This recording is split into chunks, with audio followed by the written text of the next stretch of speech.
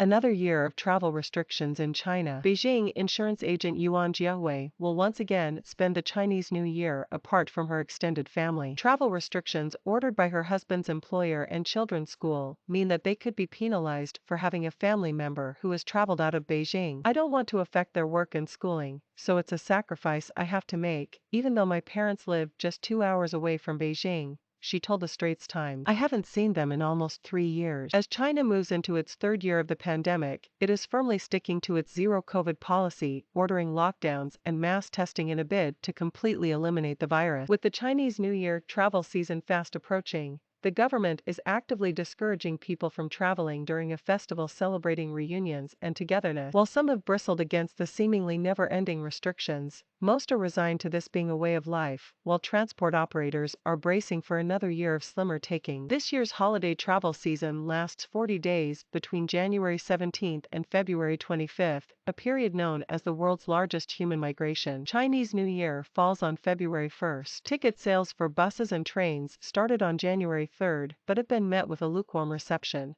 particularly those leaving Beijing. As China battles its largest COVID-19 outbreak since the initial flare-up in Wuhan, companies are discouraging unnecessary travel in case staff get caught up in sudden lockdowns or worse, fall sick. China's commitment to a zero-COVID policy means that anyone deemed a close contact, or even to have visited a high or medium risk area, can face quarantine in a centralized facility. With Beijing set to host the Winter Olympics, which starts on February 4th, the capital city is on high alert, making it mandatory for anyone entering the city to undergo COVID testing and allowing only fully vaccinated individuals in for certain events. According to a government notice issued on Thursday, travel operators have been reminded to enforce mandatory mask wearing on public transportation, while tourist sites have been told to restrict the number of daily visitors. Private driver Hu, who manages a fleet of cars and minivans, said bookings are about 30% less this year. Previously, we will be fully booked a month before the Spring Festival, but this year, everyone wants to wait and see if the situation improves, he said. But the restrictions are starting to wear on some, like 51-year-old Madame Yuan, whose elderly parents live in neighboring Hebei province. They're village people who don't like the city, so going to visit them is the only way. Yet if I go, my husband and children might get penalized. But all these measures,